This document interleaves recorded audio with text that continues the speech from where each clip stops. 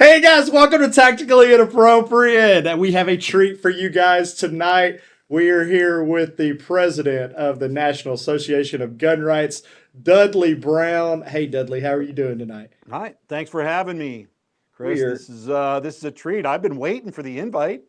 I yeah, mean, man, come we're on. we're we're honored. We had to vet him good before Yeah, we had to we make let him sure come on. that you wouldn't make us look bad. Can't just trust anybody. That's right.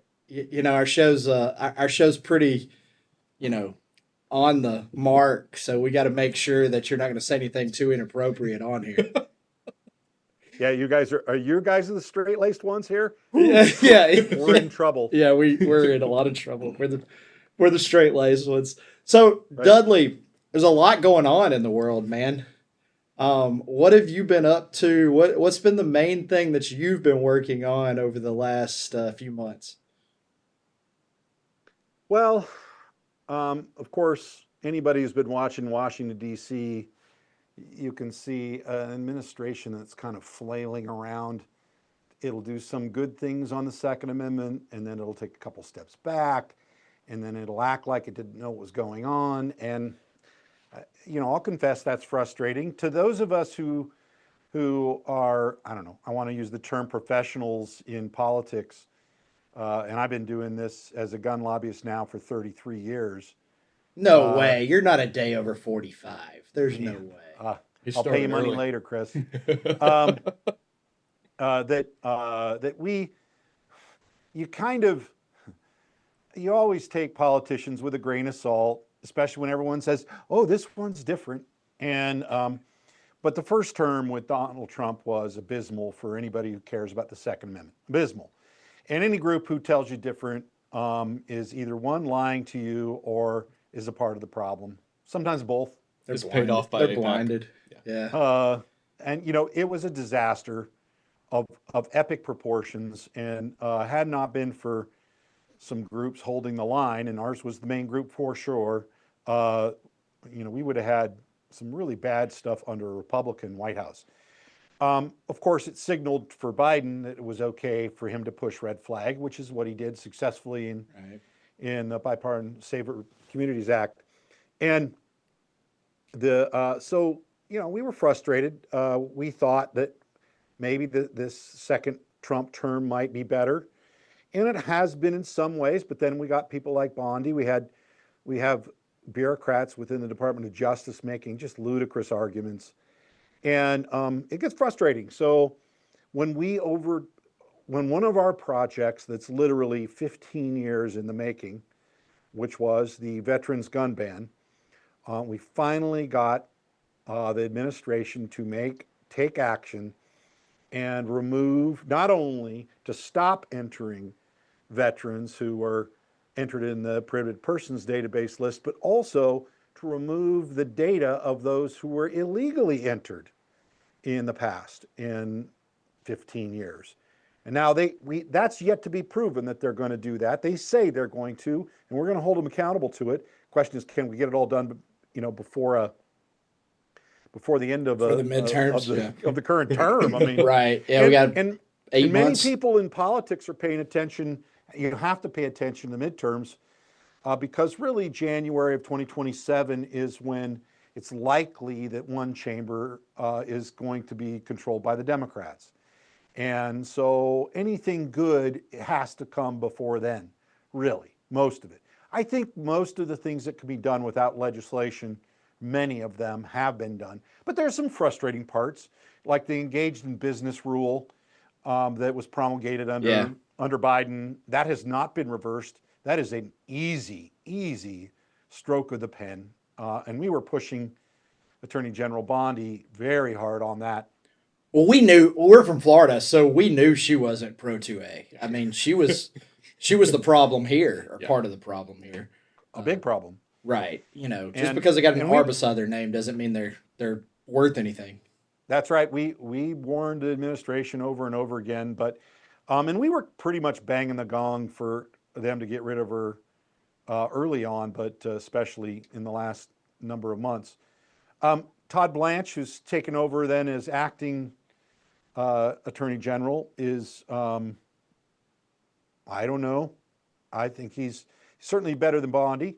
Time will tell. We think Hartmut Dillon would be a great solution for long-term Attorney General. Harmeet's done work for us as an organization. In fact, she helped us sue the city of San Jose when they ran some really bizarre gun controls. So I've known Harmeet for a while, and I think she's a very driven, solid, smart lady who cares about the Second Amendment, not just makes, lip service. But, and we think there's some sharp people there running the Second Amendment division. We just lost our attorney, Barry Arrington, a longtime attorney who's run our legal program. He went to work for the DOJ in their Second Amendment division. It was bad, but it was good because we're real happy for him because he's in the belly of the beast now, and we know where his heart lies. So he was there when the big beautiful bill was getting pushed through, wasn't he? Didn't you tell me that? that was us. Barry was no, he just literally started 2 weeks ago in the DOJ. He is the attorney who filed on all of our cases on assault weapons bans and magazine bans, which are the things I wanted to talk to you guys about. We are waiting right now for a granting of cert on the case NAGR versus Lamont, which is the Connecticut assault weapons ban case. Yeah. And we think that one, along with there's like 4 others that could be considered. It's possible the Supreme Court, if they do take it, might take all 5 of them just as a pile. Sure. And that's a very common thing for them to do if they're going to challenge the same type of issue, which is, semi-automatic, magazine-fed, so-called assault rifles. That has to be addressed directly by the Supreme Court. It has to be. But Dudley, if the Supreme Court overturns those, don't these states just go back, change the wording, re-vote on it, and push it down your throat again? That's the frustrating part in California. You can't really do that when you have a Supreme Court that has made it very clear. The problem with Bruen decision is that it was a great decision, but they didn't follow through with enforcement, and that's what we're all waiting for, right?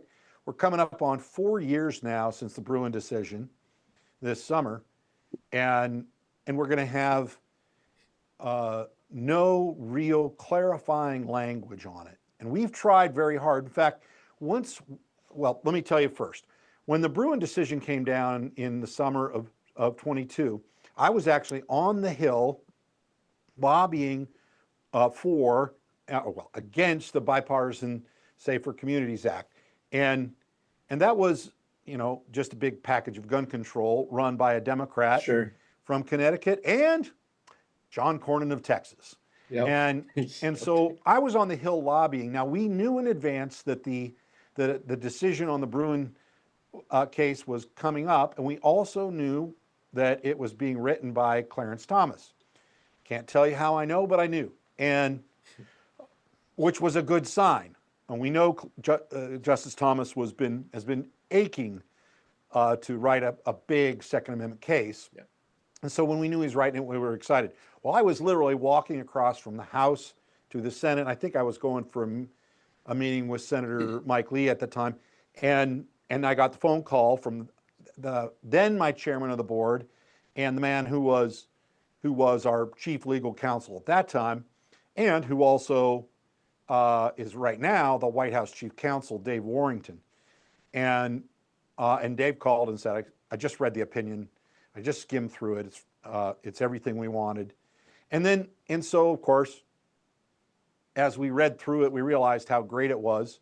And we can go over that in detail if you're interested. But it changed the landscape. The problem was, now you've got all these lower court judges, many of them Republicanly appointed. Sure. Not all of them are appointed by Biden or Barack Obama or even Bill Clinton.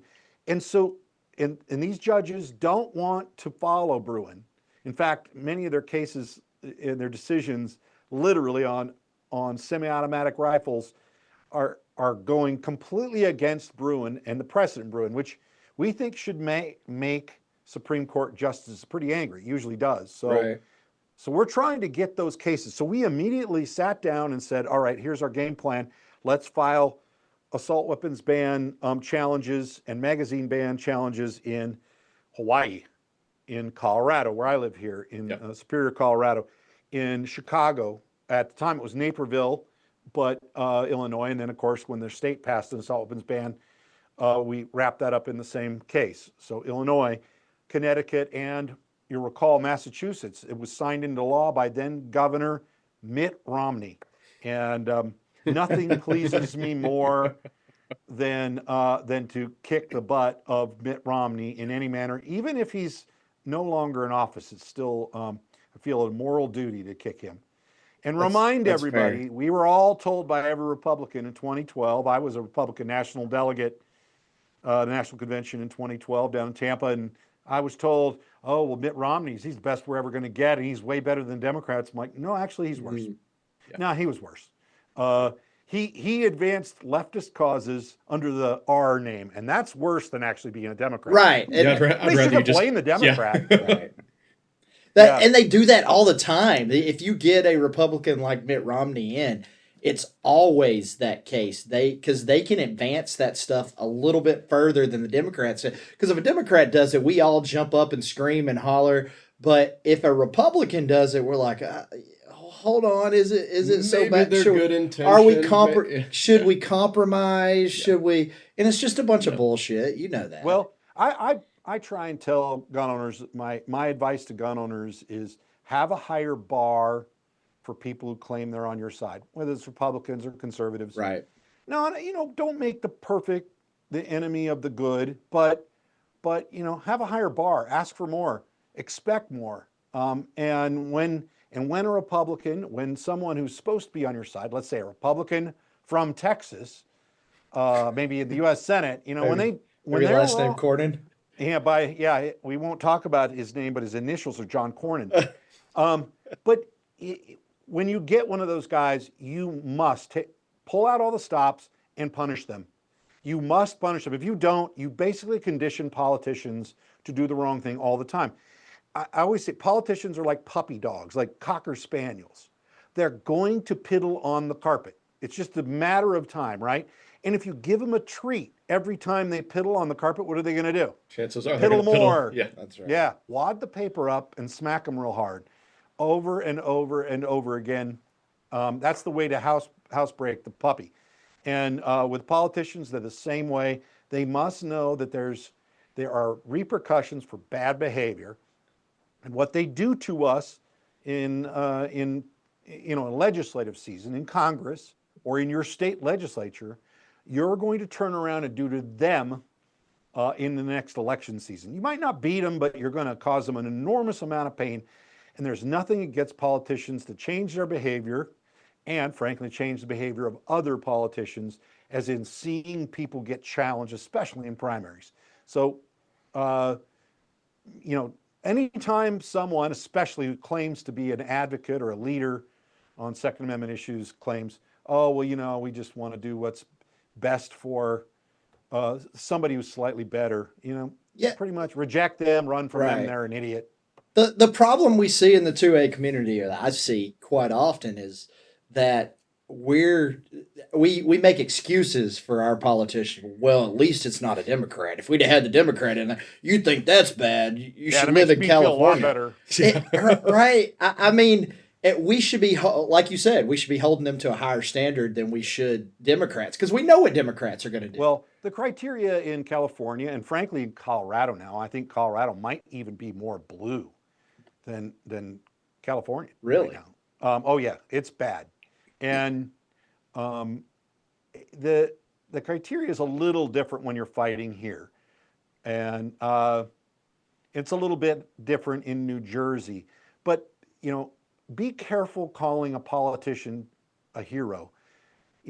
That should be reserved, champions, heroes, rock solid. That should be reserved for people who truly, really understand the issue and fight, understand strategy, work as a team, and are willing to charge the hill even when it costs them. Obviously, somebody like Thomas Massie. Right. He is by far the best, most pro-gun, most aggressive, knowledgeable member of Congress in congressional history. I've never met anybody who I think actually understands strategy, is willing to fight to the bitter end, even if it costs him his seat. He doesn't care. He said, "That's why I'm here." I'll tell you a brief story about Thomas because we helped him get in office.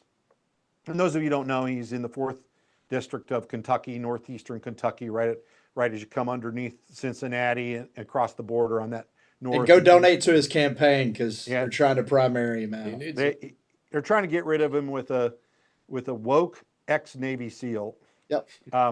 So in a primary. So, but Thomas, we've been friends, but when we hadn't really talked guns per se, and I don't know.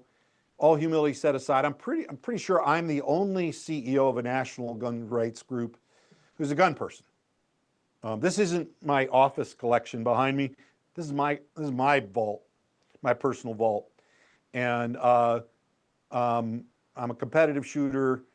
I'm a gun nerd, and I don't know Nick, but I know the other two there, and they're gun nerds too. And the funny thing you say that because when I talk, and I've talked to other presidents and high ups at the other gun rights organizations, and most of the time they don't really know a lot about firearms. They know the bare minimum to get by, and then every time I talk to you, I'll say something kind of explaining it a little bit, and you're like, "Yeah, I already knew that, Chris. I know more about it than you do." They may be passionate about the issues, but Yeah. they're not Right. passionate about it as a passion. Yeah, I would say Dudley knows a lot. We were talking about thermals the other day, and I forgot I didn't have to explain anything to you. And I have my areas of expertise. Some I'm a little behind on others. I mean, honestly, I don't hunt that often anymore. Oh, in Colorado, man, you don't hunt that often. I mean, I do, but I just put in for my tags last night for antelope and elk and mule deer. But and I hunt birds, upland game birds. But Well, if you need help filling those tags, Yeah, let me you just know. let us know. I'm happy to come help. Right. you can mortgage your house to get an out-of-state license. I bet. So I'm kind of more of a black guns guy and machine guns guy. I own quite a few machine guns, so and have for a long time. So, so Thomas and I started talking guns, and we went out. I think it was the day after he got sworn in, and we went out with all his new staffers, and they're all like a lot of them are former Rand Paul staffers. Young libertarians, great people, but younger, and we all went out to a beer joint and started drinking beer and eating. And Thomas and I started talking guns, and it was like 2 hours later that I think both of us kind of came up for air, and I don't know how many beers later, and looked around, and all these staffers are either, head down on the table or are still trying to figure out what the first reference that we brought up. And they're still trying to pay attention to the boss, and clearly the boss's friend. And Thomas, in his Kentucky accent, looked over at me and he goes, "Oh, hell, Dudley, I thought I was going to be the only gun queer in Washington, D.C." And I froze. I kind of had this look like, I think that's a compliment. You weren't sure. Either a compliment or a dig on both of us. Yeah. But so, every once in a while we're gun queers. So, Well, speaking of machine guns, how do you feel about FRTs? FRTs are getting really popular now. Do you I think it should be. Do you think? I know they've already had this fight, but do you think the ATF's going to try to make some sort of rule about FRTs that's just ridiculous, that Archaic pushes- and ambiguous. Yeah, right. Yeah. I don't think they will under this current administration. I've had a number of talks. My staff is talking regularly with the ATF. After we won that court case and got the ATF to concede on the rare breed debate, and I, happy to talk about that. I know that's a little controversial too, but they were the only producer of that style of trigger who was willing to file a lawsuit, who was willing to be a part of it. and willing to put their money where their mouth is. And whenever someone says, I want to go out and fight on this issue, we think the ATF's wrong, we've got a good product, we want to bring it to market, but the ATF is stopping us, we'll help fund it, we want to partner up, call me. I don't care what you produce. I don't care if you're my friend or not, I'll help. And especially if we think there's a chance of winning. And Lawrence wanted to, and hell yeah. And I was happy to stand next to him and throw the punches and win that case, force them to the table. We were limited by what we could get them to agree to. So, and if other producers of those style of triggers had come to us, we might have had a difficult decision to say, okay, yeah, we want it to apply to anything close to that. But that's not the way the legal system works. You actually have to file the lawsuit based on a certain style of trigger. I can tell you this, I've shot a couple different of the rare breed FRTs, and I have it's sitting right over there. I have an MP5. I have 3 MP5s, dealer sample, full auto MP5s. I have a K, an A2, and an SD. And but then I went in when we were at Brandon Herrera's range day in Vegas, in December, and I shot the prototype they just finished at Rare Breed for their MP5. Yeah, we got a video of Brandon dumping a 150 round mag with that thing in it. It shot better than my 3 dealer samples. Yes, right. Yes, it did. It really did. You agreed. Right. I mean, yep. I was watching you. So I'm telling anybody in America, as long as it's not illegal in your own state, like here. In Florida. Florida. No. Hold on. At Gray. least your state doesn't have have signs Yeah. that say the free state of Florida when you drive into the state. Everywhere. Well, it's actually legal. FRTs are legal until August 1st in Colorado. Oh, really? Yeah. So Are they grandfathered after August 1st and just No, no they're new commerce? No, they're not. So I went to, my belief is anybody who wants an MP5, which is virtually every gun queer. Sure. Why would you not? That's the most fun gun we have. A non-full auto FRT MP5 that fires quite fast. Very quickly. Go buy a rare breed FRT and then go buy a host gun and drop it in. You are going to love it. They're fantastic. But yeah, we shot one the other day, didn't we? We shot one that had a AS design AR control lower with an AS Designs super safety in it. Yeah, we shot it side by side with our post sample, and it ran just as good, if not better, than the post sample that we have. I think they're gonna be very common. I think even the FRTs are gonna be common as options, especially in premium rifles. Do you think that they're just going to let FRTs take over and not address the fact that it's so dumb to have NFA laws with machine guns when FRTs are on the market? Maybe. I think there'll be state legislatures will probably take a step and ban them. Yeah. Even some semi-red states. So Florida. Right. Well, I mean, we're trying right now. I think my Florida staffer I know has been working on it, and what do you think about James Fishback? I don't know. Did he start his own ditch fire? That's all I want to know. Did he start his own ditch fire? Have you looked into James Fishback at all, or have you looked into the governor race? I looked a little bit. I have some opinions. They're not fully formed on it.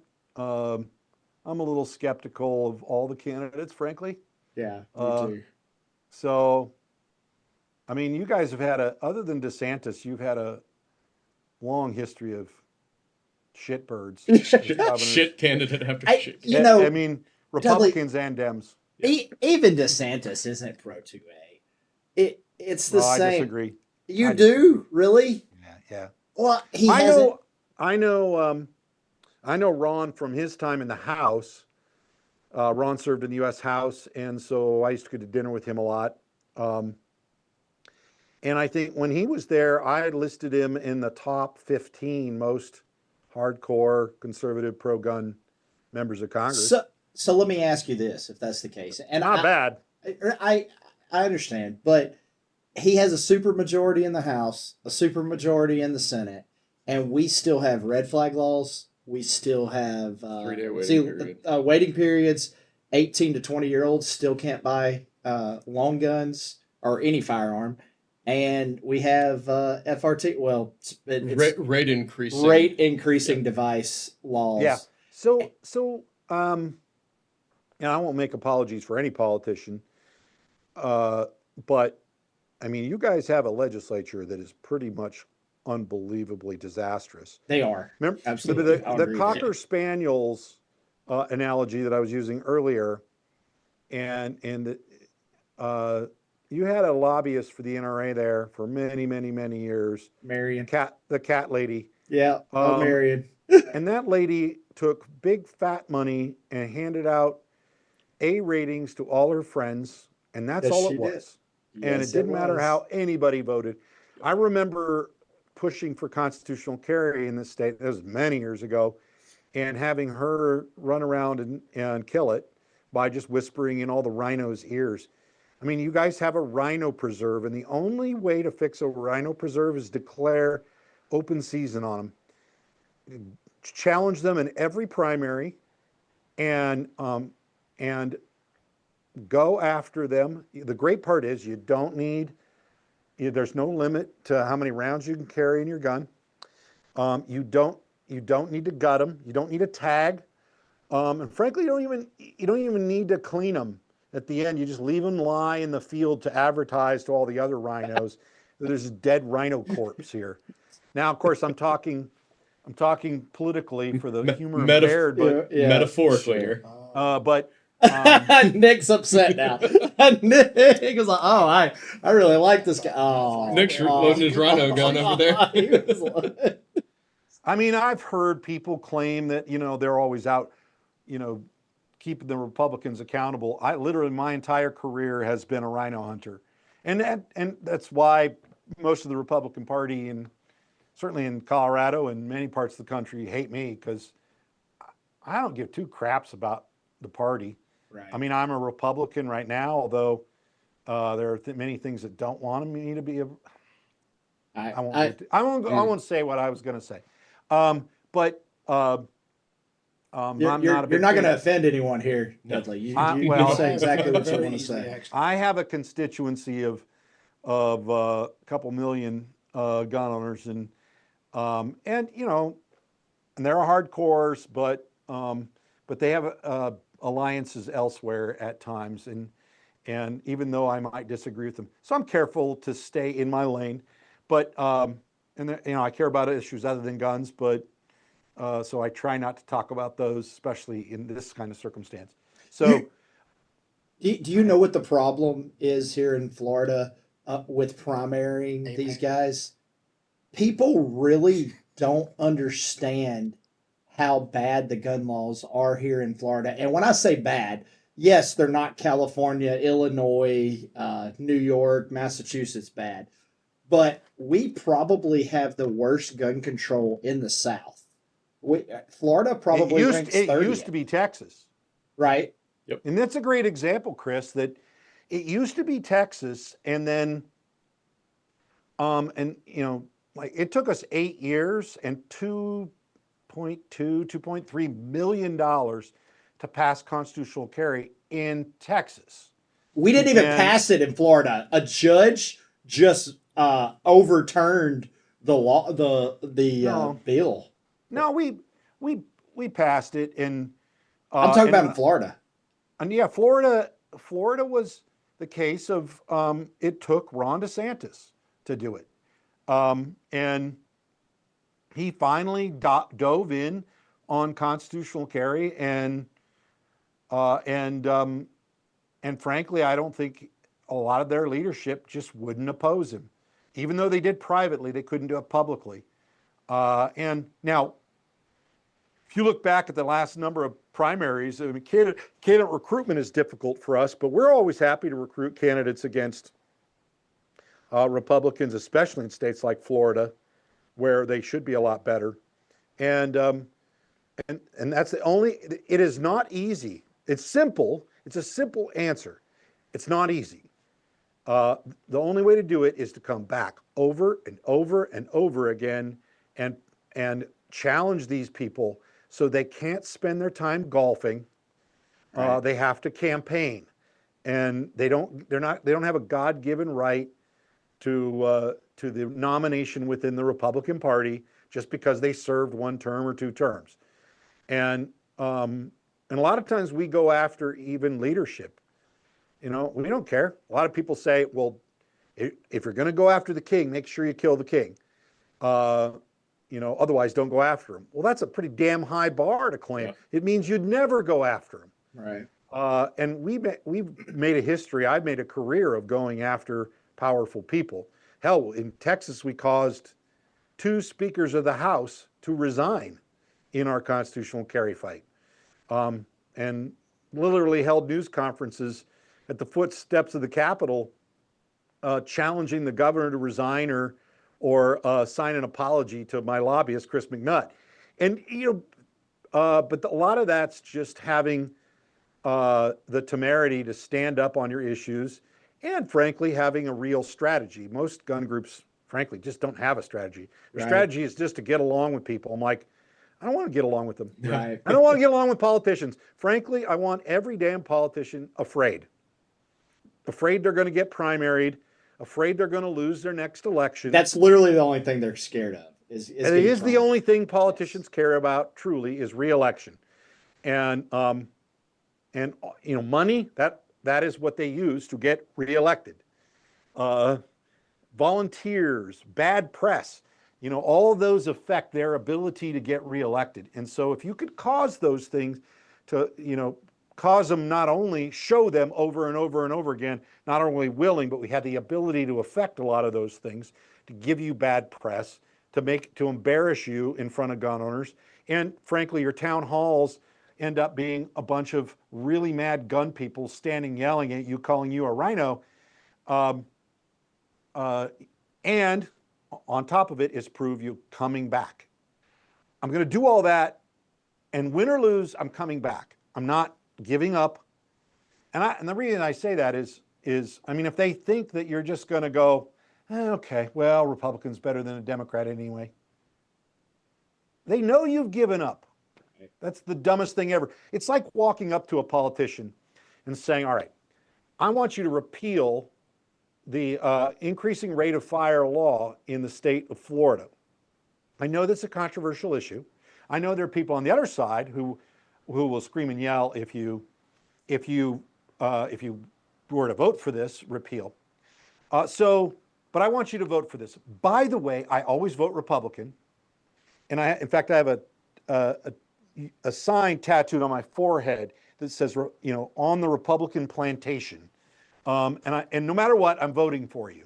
But I want you to vote my way on this But I want you to do what I want. Yeah. Right. Yeah, you've just told this politician, ignore me. I'm a moron. You've given no friction to the situation whatsoever. You have. And unfortunately, a lot of gun groups do that over and over and over again.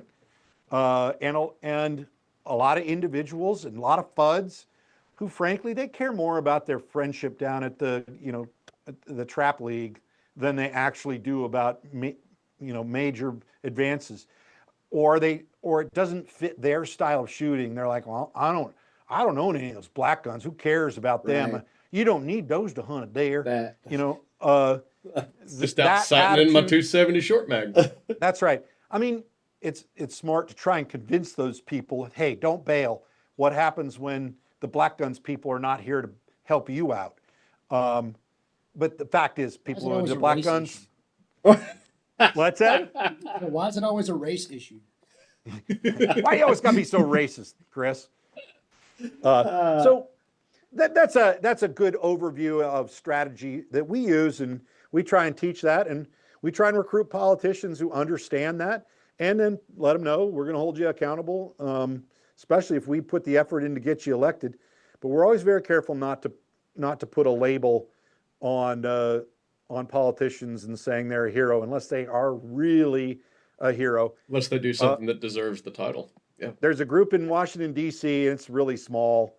All they really do is hold lunches and pat politicians on the back, and they're a so-called pro-gun group, Second Amendment group, and they're doing an event this summer with keynote speaker is Senator Joni Ernst. Now, Joni Ernst was the weak link when we were fighting the Violence Against Women Act. Big deal. She was in the military. She's a veteran. Who cares? Right. Who cares? It's always what they throw at you, right? That was what they throw at you. Yeah. I mean, sure, it's a good character trait, but that doesn't overcome bad votes and weak spine. And so I challenged and there's a group that's literally holding her up as their speaker at this event. I'm like, the only reason I would go is to throw tomatoes at her and ambush her and give her an award, Rhino of the Year or something. She's not Lindsey Graham, but she ain't good. And patting politicians on the back like that is just a recipe for disaster. So while we're on this topic, I got to ask you. Yeah. Because this is the argument that you'll get in with just 100% MAGA versus people with some common sense. Is Trump pro 2A? I don't even think Donald Trump knows if he's pro 2A. I mean, he wasn't always, certainly. His books, he's taken positions against assault weapons bans in favor of assault weapons ban. Sure. He's, of course, in his first term, he came out and said an enormous number of just inane things. He actually considered completely banning suppressors in America after the Virginia Beach shooting.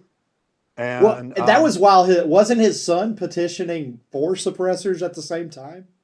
Yeah. His son was talking about how we're going to pass the Hearing Protection Act. Right. Don Jr. was, and I can't remember who it was. It was a suppressor manufacturer, and I don't want to call them out anyway. I mean, you can. They're business people, I guess. If you're a business person, you know, solids are essential. I appreciate business people who stand on principle. Sure. That's why I like Firearms Direct. You guys stand on principle, and that makes a difference to me.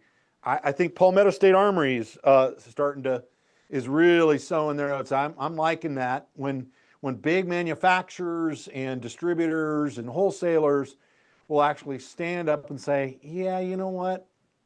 Screw you. Do you guys remember when California banned 50 cals? Yes. Yes.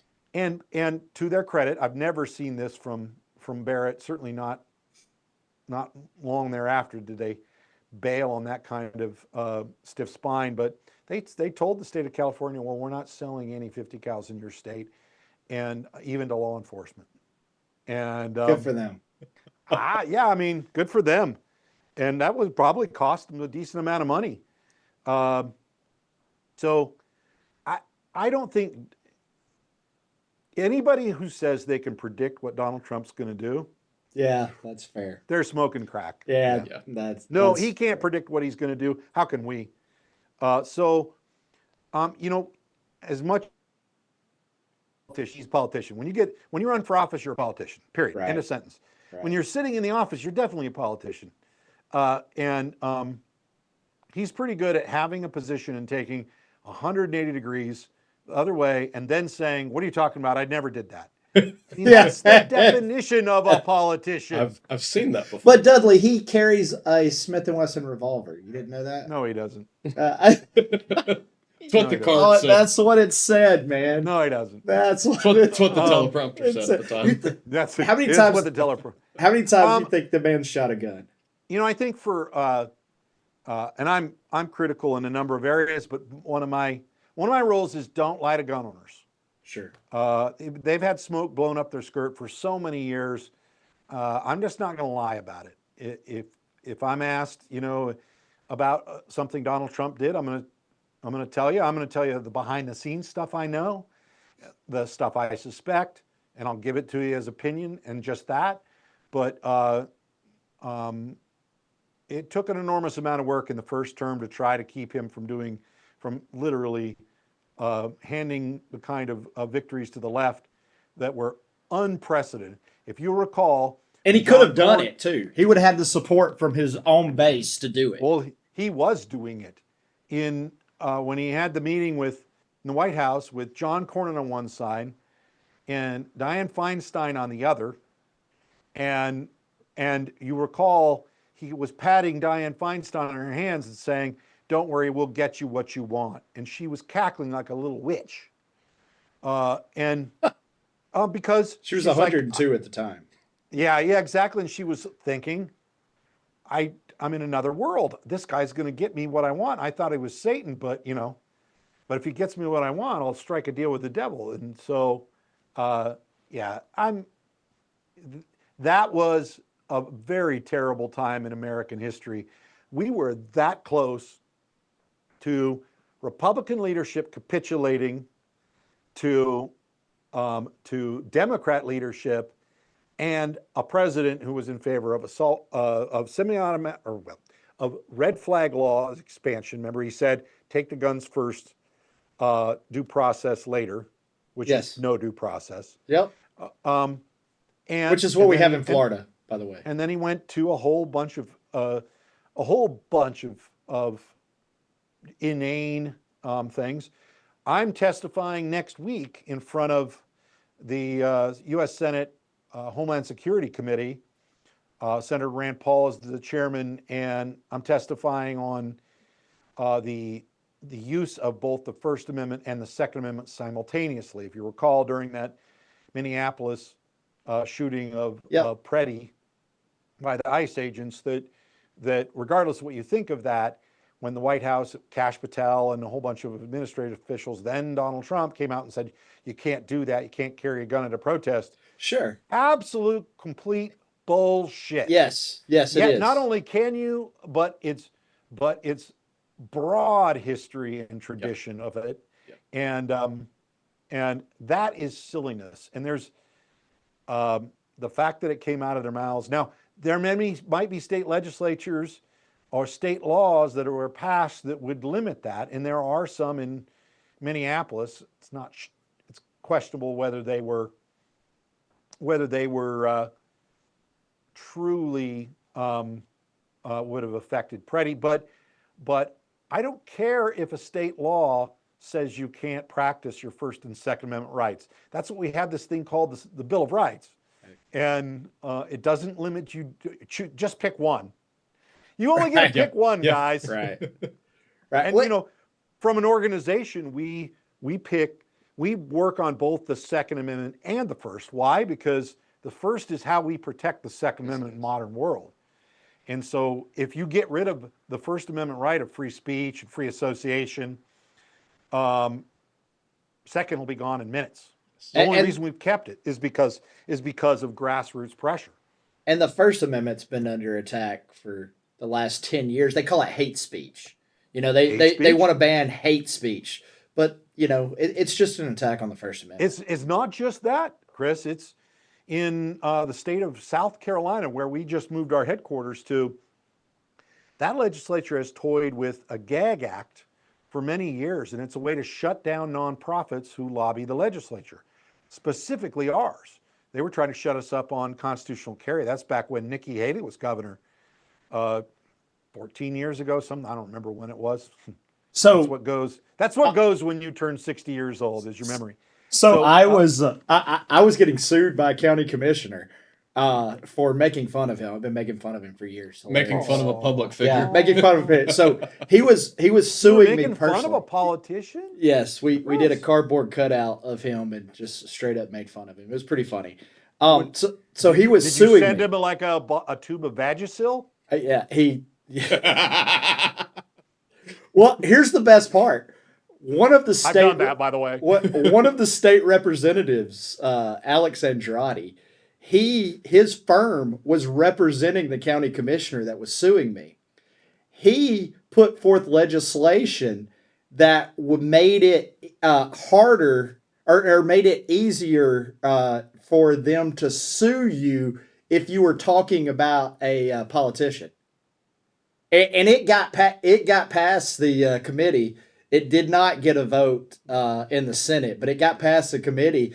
And I was there. I was in Tallahassee talking about a gun rights bill. Did not even realize that he was pushing for this legislation. They pushed it through while I was sitting in the room in that committee. And as soon as I heard it going through, I went and signed up to speak on it for 60 seconds. And man, it got dropped right after that. It still got through the committee because it already had the votes, but they dropped it right after that because it looked like he was pushing this legislation because they were suing me. Well, that's common in many states. We're dealing with it again in South Carolina right now. And it's aimed squarely at us. Yeah, sure. So there were some bills in Congress, one called the Disclose Act. That was 30 some years ago. And the Disclose Act, actually, the NRA got a carve out on that bill. No, man. Yeah, they lobbied that. for a. Wait a minute. Imagine that they lobbied for a carve out. Of course, the bill did not end up passing, but then McCain-Feingold passed, which was a limitation on talk about politicians. And then that was overturned by the Citizens United case. So there's precedent for it, and First Amendment rights are just as important as Second. I know we love to say the Second Amendment guarantees all the rest of the Bill of Rights. Actually, I think it's both the First and the Second guarantee. Sure. And in a modern world, we use the first more than we use the second. I mean, Absolutely. Thank God for our children's sake, we're not shooting in the streets in a revolution. That is not a good world to be in. In reality, do you think that as we get more, as government grows, we're going to get more tyrannical, more corruption? The bigger it gets, the more corruption you're going to get. Do you think that the American population actually ever uses the Second Amendment for the purpose that it was intended for? Well, I hope not, because that's a world that, again, we don't want to live in. But Sure. I'm not sure it goes the way the left thinks it would go. I'm pretty sure you saw. During COVID? Did you see a big influx of not your traditional gun owners coming and buying guns? Absolutely. Yes, we did. Yeah. Do you think any of them actually know how to use them? No, absolutely don't. No, No. They do not. And we're very quick to tell you that they didn't too. 1 out of 20 actually went out and learned how to use. And I will say, I had Democrats, moderate Democrats, that came and bought guns that actually genuinely went out and got training, because I sent them to the places to get training, and I talked to the people that they got them from, and they did get training, but it was 1 out of 20, which is 5% is not very good. Well, I don't. One of the cases I'm going to make next week in front of the U.S. Senate committee is that your Second Amendment rights are not. They don't depend on what party affiliation you have or your skin color. It applies to everybody. In fact, it applies to every human being on Earth. It does, because it's a natural right, the right to self-defense. And John Locke wrote about it. It would seem to be obvious.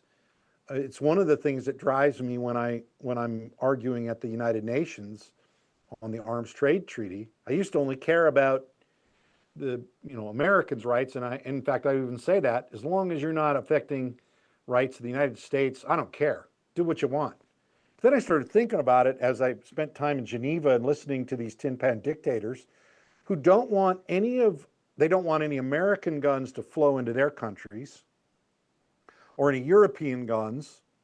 And in some of those cases, it means no one gets guns except, of course, through the proper channels, which means government. Sure. And And like, how are you supposed to launch a revolution against an illegitimate dictatorship if you have no firearms? Right. Yep. Right. And it's pretty difficult. And once you shut that down, it's a way to protect. It's an incumbent protection program, incumbent dictator protection program. And so actually I started realizing, actually I do care. And if it's a God-given right, well, then it applies to every human on earth.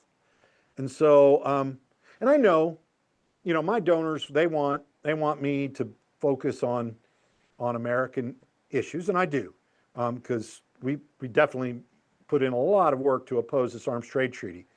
And if you look at my Twitter feed, you'll see some of the speeches I've given on the UN floor, basically flying the bird at all these, third world shit pots.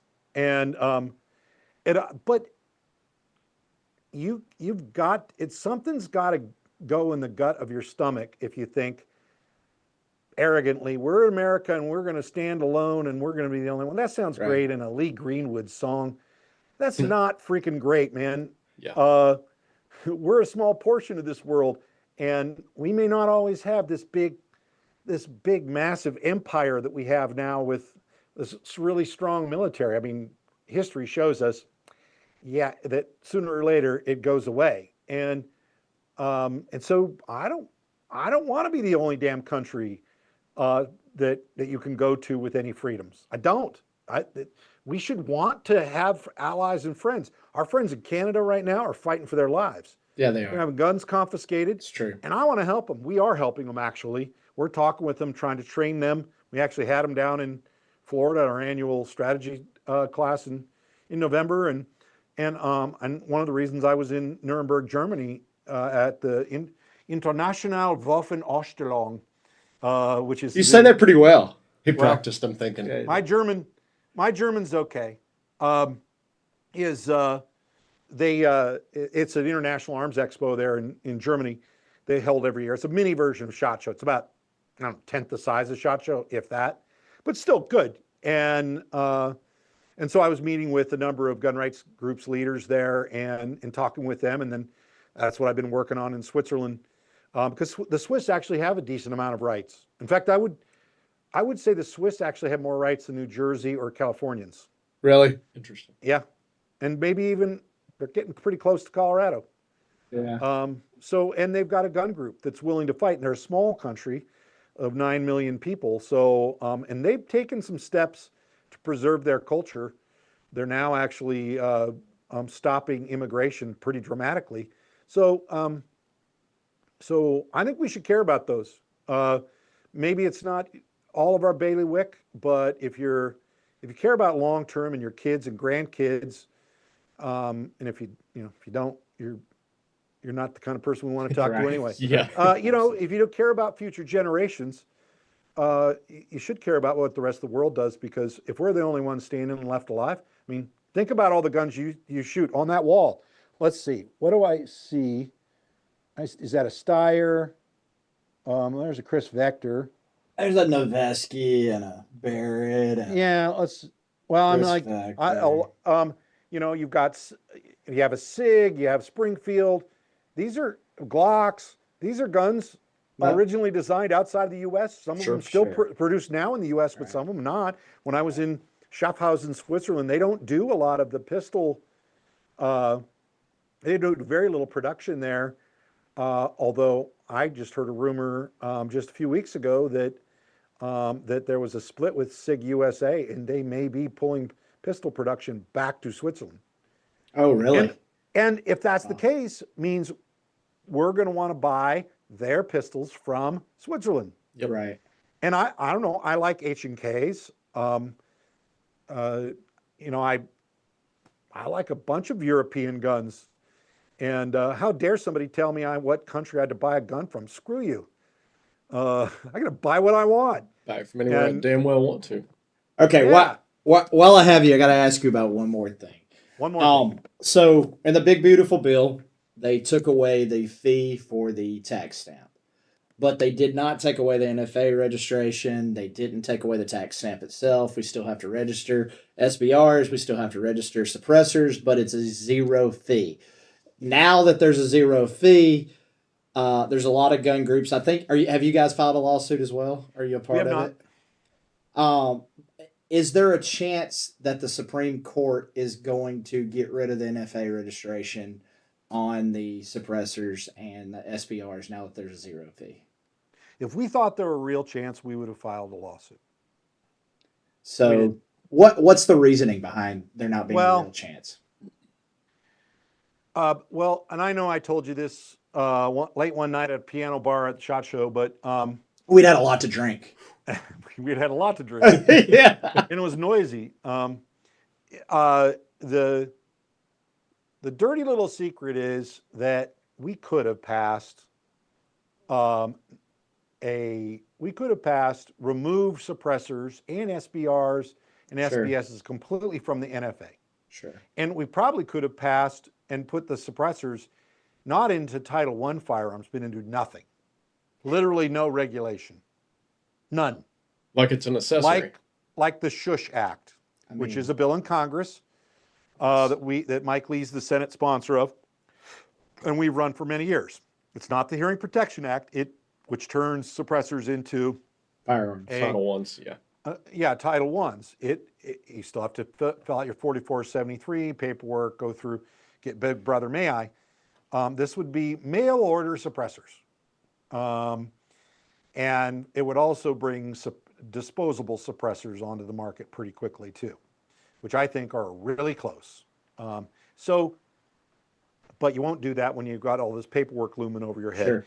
So we could have done it. The reason it didn't happen is because we were the only gun group who was willing to call out John Thune, who, as the majority leader of the U.S. Senate, was the one who had control over the parliamentarian. The parliamentarian basically ruled that you can't do that, and we put the pressure on. We wanted to put the pressure on him. No one else would do it. In fact, even the White House was more willing to put pressure than some of the other gun groups. Now, we've been working well with some of the other gun groups, including the NRA. And you told me that. Whenever we can, we will. And so we did not call that out at the time. We did our very best to try and make the best we could happen there. It would have been the biggest advancement in even just removing suppressors from the NFA and putting them in as Title I firearms would have been the biggest advancement in American history on gun issues. And it didn't happen. And you now know why it didn't happen, because they weren't willing to put pressure. Pressure only works in politics. And I don't give two rats' asses what a U.S. Senator from South Dakota, I grew up in South Dakota, but who cares? John Thune says, we wanted a policy, and it's about time that Congress paid back gun owners who got them elected. It's one of the core issues of the Republican Party and the conservative movement. So really, the $200 tax stamp down to zero was face-saving for the groups who didn't want to make the tough and very difficult decision to go and pressure them. That was it. And it was face-saving. Now, I'm not an attorney. I hire a lot of attorneys. I use them a lot. I try and listen to their advice. Sometimes, I mean, if I had $1 for every time they were absolutely certain that something was going that way and it went the opposite way, yeah, I'd be buying Barretts by the dozens. But we could not find anybody who gave us a solid reason under which this will get rid of the NFA restrictions. And I'd love to eat my words. And if somebody can prove to me and show me why it will, great. I'm happy to be wrong. I love to be wrong on things like this when I'm a pessimist. So, does that make any sense? I just being honest. So, here's my only question to that is... You're probably going to ask the question I'm thinking as well. The whole ruling, The whole ruling with the tax stamp and the reason they were able to register them is because it's a tax and not a registration. So if there's no tax now, how could it possibly hold up? Well, I mean, it's to me that sounds like wishful thinking. I mean, remember that the Heller decision actually justified regulation of firearms. It did. Even in, and go back and reread some Sure. of the, even the majority opinions said nothing herein is real, nothing in this is really saying you can't regulate them, just can't ban them. So, and Bruin didn't change that. So regulation is not necessarily prohibited. Registration and regulation are pretty normal. So in fact, justified. And I'm not trying to make that argument. I'm just saying what Sure, I read, I understand. Right. what my attorneys read. I don't think it should be. I agree with the logic. I just don't know that courts will. I'm skeptical courts will see it our way. And so, you know, we have a limited amount of money to put in lawsuits. We looked and saw that we were asked to be a part of a lawsuit with a number of groups. We kind of weighed it and said, well, we've got our necks pretty far out on a lot of lawsuits right now, and you can only risk so much. The saying goes, you can eat your betting money, but you can't bet your eating money. Is that like your when you're talking about you have a limited amount of money? Is that like when the preacher tells us we need donations? Yeah. Well, It's Pass just that plate around. pass that plate around. That's right. That's right. The Bible says, "Who builds a tower without first counting the cost?" And even though I opened my big mouth and pick fights, I did that with Kyle Rittenhouse. And when he first got arrested, I looked at all the stuff and said, on national TV, I said, we're going to raise money for his defense, and every penny we raise is going directly to him. And after I got in with that interview, my staff was like, every penny? Like every penny. That's like what I said. We're not even covering our costs. So Yeah, right. Well, I opened my big mouth. That's what we're doing. And we did. And I don't know what it was, $140,000. And I'll remind you that every gun group, I think, all raised money on him, some millions, and never gave him a penny. I know. So, neither did Oprah Winfrey, though. Oprah. And Kyle did not win any lawsuits. So Yeah. I know I'm preaching. That's to a the choir. common. Yeah, that's a common misconception. I get asked that all the time. Since Kyle got married at my house. Did you know that, Dudley? I knew that. I was not invited. That's what I was gonna ask. Did you get invited? Well, he said it was an engagement party, and I heard about it, and then I'm like, I can't fly across the country for an engagement party right now.